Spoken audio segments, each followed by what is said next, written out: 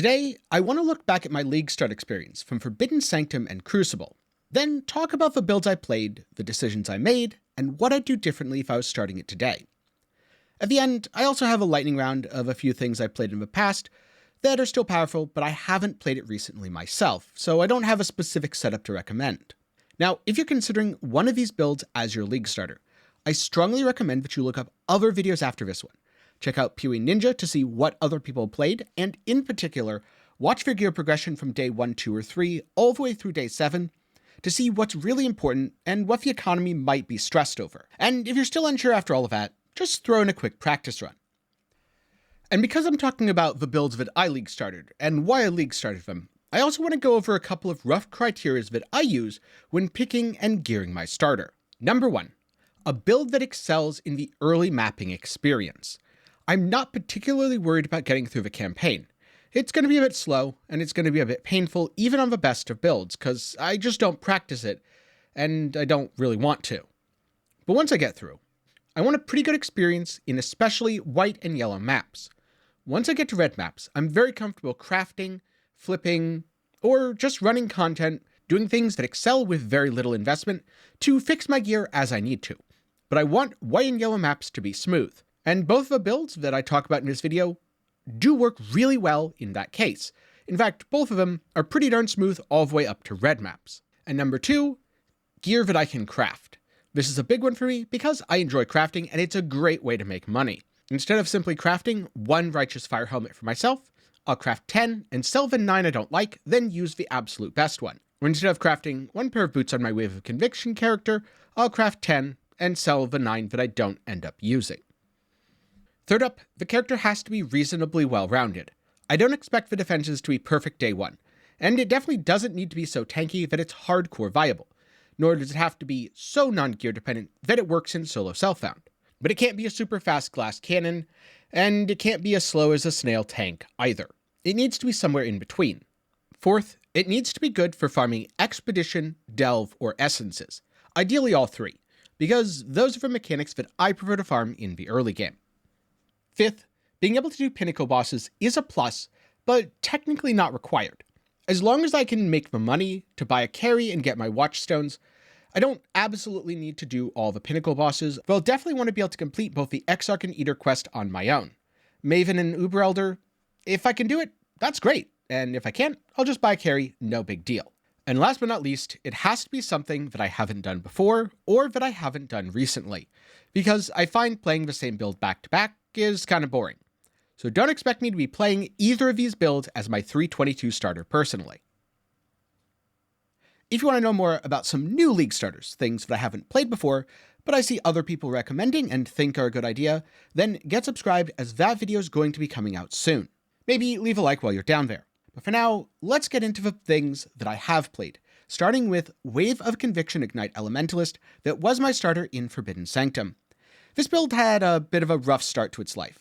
Originally, I wanted to do Hexblast Ignite, but I found Hexblast's mechanics to be quite awkward.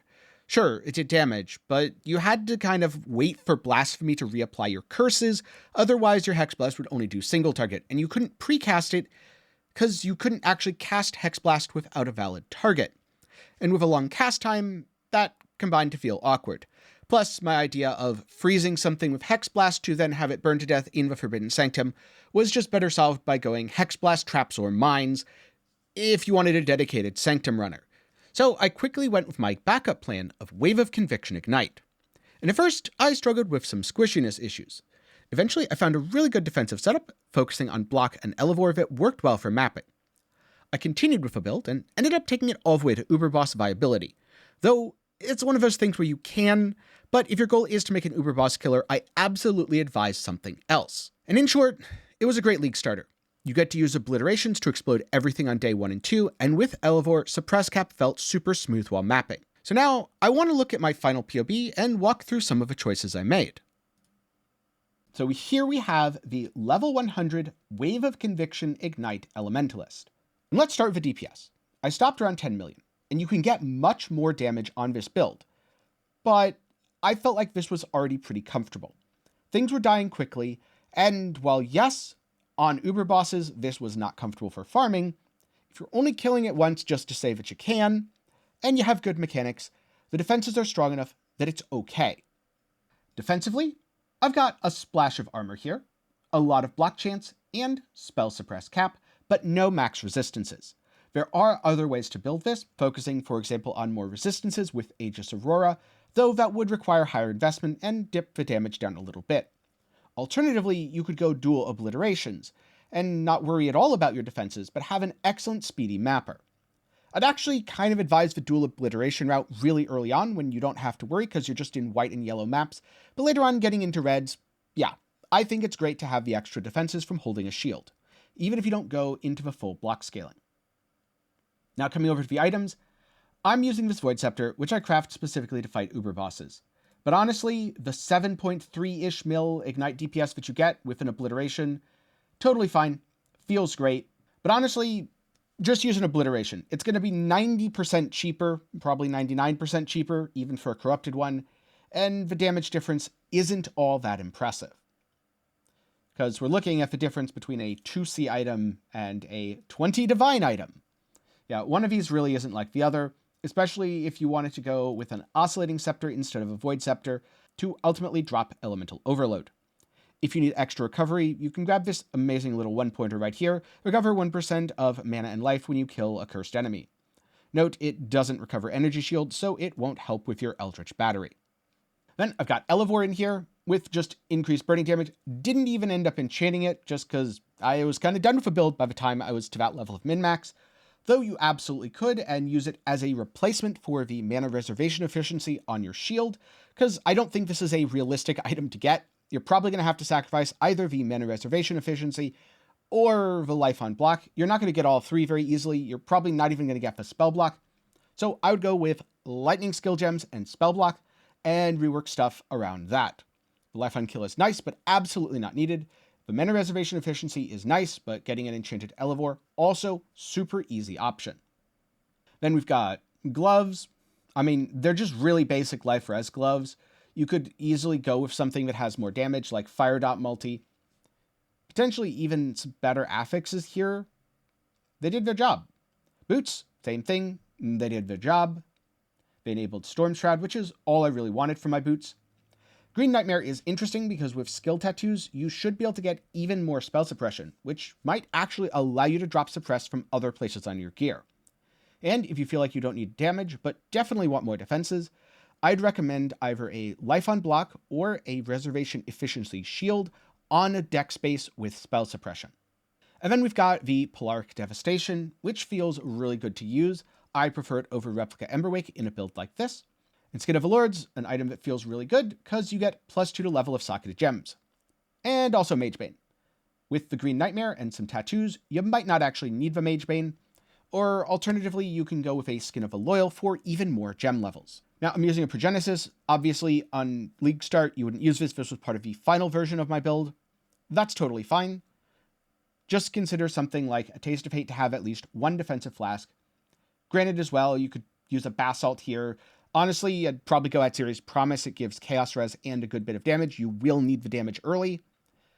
And if you want even more damage, you could go for Ming's Heart instead of a Polaric Devastation early. However, one warning about Ming's Heart. If we just put that in real quick, you get a decent chunk of damage, pretty much the same as Polaric Devastation, but your life goes down. It makes you squishier. And it also gives a ton, and I mean a ton of Chaos Res, which is really good for capping early.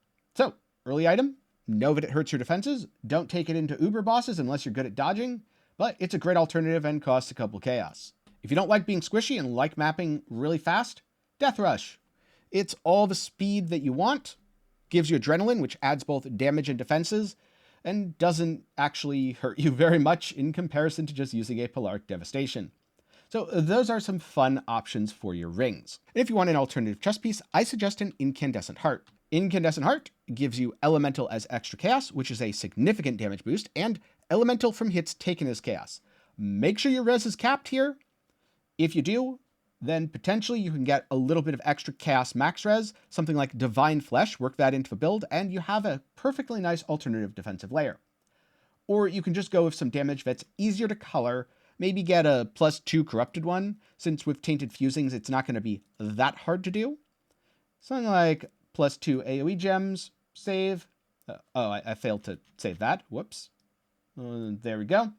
Basically the same damage, but without the Skin of a Lord's problem, where you can't necessarily get the colors you want. And after this, I'm going to call out a couple other items which I think are solid alternatives, but require more work to actually change up the build. So overall, this is a great build. Feels really fun to play. You have a lot of AoE from Heart of Destruction. You have plenty of damage from Shaper of Flames. Just make sure, in the configuration, go to Calcs, Wave of Conviction, double check that your fire damage is consistently the highest, because it's surprisingly easy to get either Cold or Chaos to be higher than your fire, depending on your setup. If you're using stuff like Mings and Obliteration, this is a problem. If you're using Hatred, this can be a problem. There is a very small percentage of the time right now where the very top end of the Cold overlaps the very bottom end of the fire. This is bad. I should technically get a little more fire damage, but overall, it's such a low percentage chance with the 500 DPS differential that it didn't feel bad to the point where I noticed. So, Wave of Conviction Ignite Elementalist is a great league starter, especially if you like burning things to death. I think it excels at Expedition and should work quite well with the big booms, or it's great for farming Harvest. It can do Delve, it can fight Pinnacle bosses, and overall, it provides a really well-rounded experience. The only thing that I'd watch out for if you're feeling squishy, really make sure that you have Suppress Cap in that Elevore, try to work in block early, and be careful about your physical mitigation. Some other items to look out for: Barracks Respite. It's another prolif source. However, instead of Ignite Proliferation, what Barracks Respite ends up doing is just spreading the ignites and shocks. If you're going to go that route, consider dropping your Bastion of Elements for Shaper of Storms so that you can effectively shock enemies for the prolif and extra damage. Again, this is more damage, but comes at a cost of defenses. Though if you're going the Incandescent Heart and Divine Flesh route, you won't really want Bastion of Elements anyway, because you're not taking most of your elemental damage as elemental. Alternatively, you can use Replica Emberwake. Just keep in mind, it's going to lower your ignite duration, and if your ignite duration gets too low, you won't be able to effectively do damage to enemies that are fire and ignite resistant. If you don't want to use Obliteration and want the same explosive clear speed, I suggest Oriath's End. It's a bit on the expensive side, but it is going to give you the best mapping explodey experience possible. And if you just want more damage, then check out Eye of Malice. Replacing Elevore drastically changes your build and will be a significant defensive loss, but Eye of Malice adds a ton of damage. Just be warned that you have to really focus in on things like Resistance Shred if you're going to use Eye of Malice, because it's a multiplier. If the enemy has positive 50 fire resistance, Eye of Malice ups that to 75. If you have negative 50, Eye of Malice lowers that to negative 75. Oh, and last but not least, if you need an item to just throw on day one that's pretty good, consider a Kralton Halt. So overall, I like Wave of Conviction Ignite Elementalist because it offers an extremely versatile gearing experience. There's very few items that feel truly mandatory, and most of them are things like Obliteration that are dirt cheap even day one. You can also use +1 Fire, Fizz, or Lightning Gems to scale the skill levels. Added damage to spells, pretty much anything works since you're an Elementalist, or Fizz as extra also works since your skill is base Fizz. And Dot Multi or Fire Dot Multi are of course also great. Just remember that if your total Chaos or Cold damage exceeds your total Fire damage, you'll lose the Shaper of Flames bonus, and be aware of that. If you want to know more about my experience playing Wave of Conviction Ignite Elementalist, I'll leave my video down below and you can check it out for yourself. As a quick note before I get into the next build, the context here is I'm talking about the build I played and how I played it, not just as a league starter, but for the entire progression. If you want to know more about my criteria in a league starter and what these builds are and what this video is about, please do go back and watch the disclaimer at the beginning. The next up we have Righteous Fire Juggernautl, my league starter from Crucible. RF is a super comfy build, and it can be played on a wide variety of ascendancies. Juggernaut and Inquisitor are the most common, but Elementalist scales the damage in AoE really well, coming at the cost of needing to invest in your defenses, and Trickster is for hipsters. It even rhymes. The reason that RF is super comfy is most of your damage ends up being passive. You walk near enemies, and they burn to death. It's not a dot, meaning it completely negates, well, mostly negates, you potentially lose combustion, ignite immunity. And the damage scales off of your health. As long as you don't need the highest damage possible, it's certainly very easy to get going. And as it turns out, a couple mil consistent DPS feels really good while mapping. Personally, I think RF Jugg is one of the most well-rounded builds in existence right now, especially at the mid-game budget level, where you have a few good items, and you plan to clear tier 16s or farm league mechanics, maybe kill some pinnacle bosses, but you don't need to kill Ubers, though I did that as well. Now RF Jugg in particular is super tanky. You can use Legacy of Fury or Orieth's End to add in explodey goodness, either Brass Dome to mitigate Fizz or Fourth Vow plus Divine Flesh to crush the alien chaos damage you take, or you can really lean into that Fire Trap if you actually want more single target damage.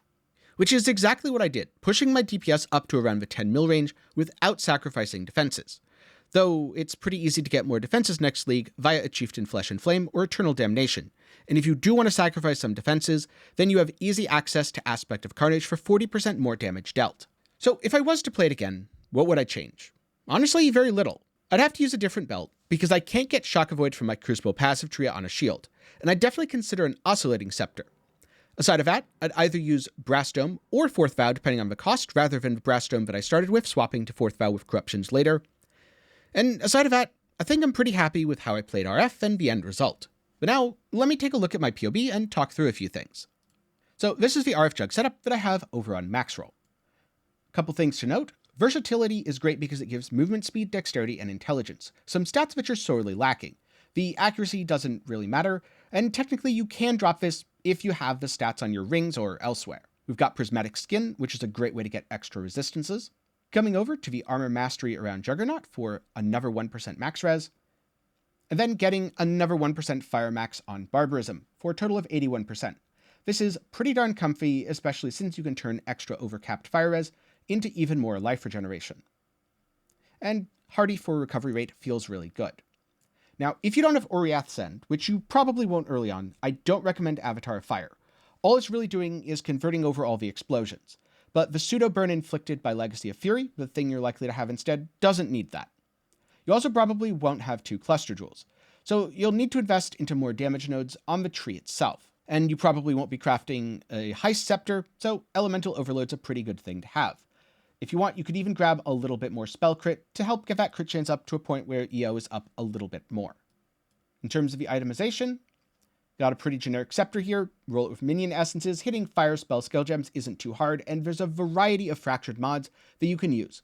+1 fire skill gem, +1 all skill gem, fractured fire damage, fractured fire dot multi, fractured burning damage. All of those are totally fine. For shield, get fire spell skill gems, life, crit chance to spells. This is fairly easy to craft on a fractured base using fossils. Helmet, obviously you want to craft with Essence of Horror.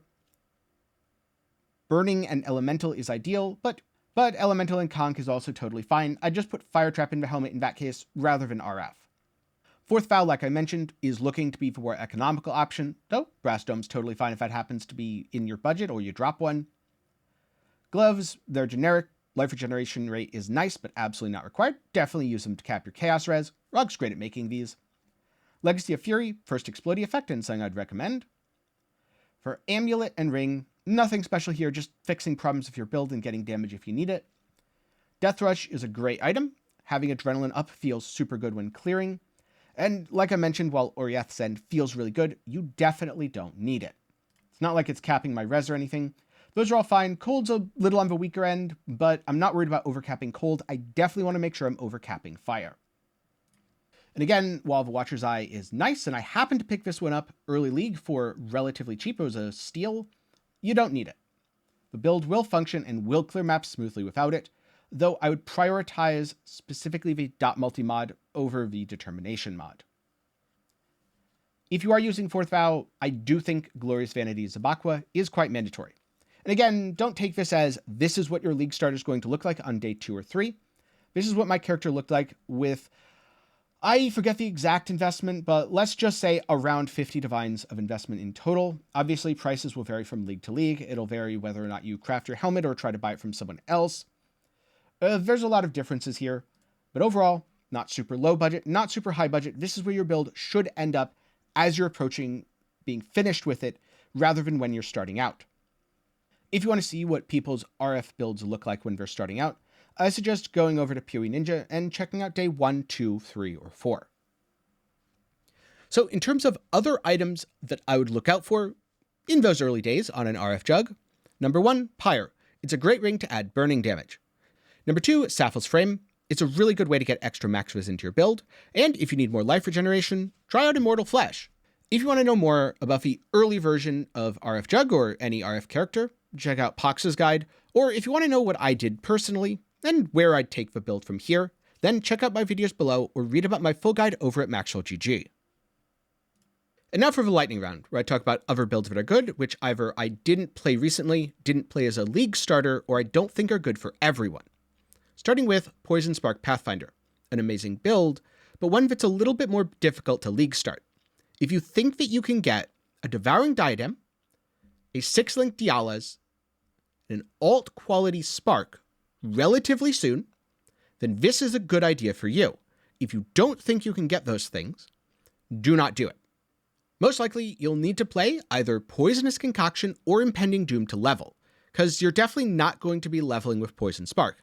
I guess the alternative here would be some sort of hit-based Spark Deadeye, though I haven't really explored if that's actually a good idea. That would definitely be the case of do some research and a practice run before trying it for yourself on League Start. Once you do get it going, Poison Spark Pathfinder is one of the strongest builds available in Path of Exile. It's fast, efficient, and great for both bossing and mapping. If you want to be super immortal and just never die, you can even swap out the Diadem for Replica Sorrow of the Divine and grab Mahuxolotl's Machination for even more damage resistance, though that can get a little annoying to play, especially if you don't have proper flask duration. If you want to know more about the endgame, and to be clear, this is endgame, not League Start version of Poison Spark Pathfinder, you can see my take in some videos below, or read about the full guide over at MaxwellGG. Next up, Cold Dot. It's still very good, but I haven't played it in a while. For a long time, Cold Dot Occultist was the most popular thing to play, and now I think Elementalist is gaining in popularity due to the increased area of effect. Though I've also seen some Cold Dot Tricksters that are especially well adapted for hardcore and solo self-found. You won't do as much damage, but you also won't be dying. It's going to be a lot of room to play Cold Dot if you want to, and if you need to know how, there's a full guide over at MaxwellGG. Next up, Corrupting Fever. This was my league starter in 3.18, and I found that keeping the Corrupting Fever buff up got very, very tedious, so I ended up swapping off of it. This can be played either as a Gladiator or Champion. Champion is certainly the more popular version right now. However, Gladiator has some really good options, especially at low levels if you don't want to manage your adrenaline. And also, it can often be cheaper to steal a Champion node with your Flesh and Flame than to steal a Gladiator node. For this, I'd say it's probably at a point where if you're using a bow, and you're confident that you can get the bow very quickly, it's not a terrible idea to start Gladiator, then transition to Champion later, but if you want to go Wand and Shield, you should start Champion and just stick to that. Personally, it's not a league starter I plan to revisit, but maybe the new Warcry support will lead to some sort of Corrupting Fever cycle in Champion. Who knows, maybe I'll share my thoughts on that, or even theorycraft it at some point in the future after we see the gem numbers. Now, Toxic Rain, or Toxic Rain Ballista, has also been a long-time league starter that I've played several times. I just don't know if I want to play a Ballista build again. With Wilma's, it's stronger than ever.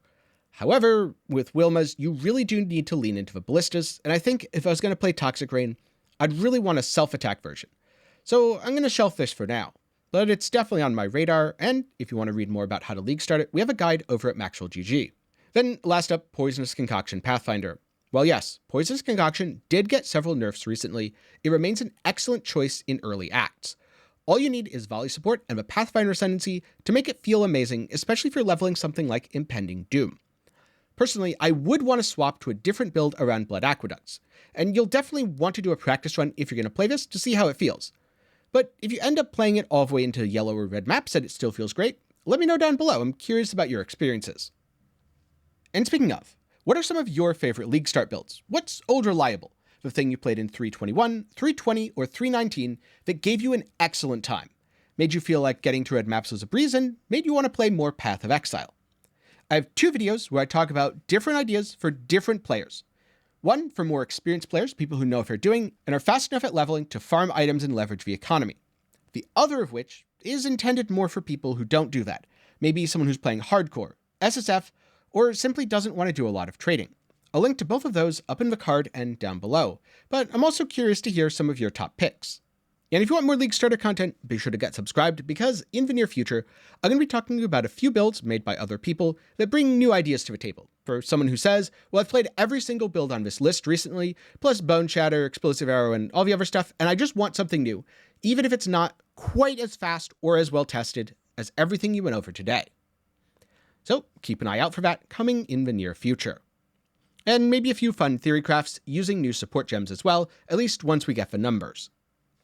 Thanks for watching, and a special thanks to my patrons and channel members for their continued support. Link to that is down below, where you'll also find several other videos and full guides on Maxroll that you can read or watch if you're hungry for more content after this. Thanks again for watching, congratulations on making it to the end, I hope you learned something, and I'll see you again sometime soon.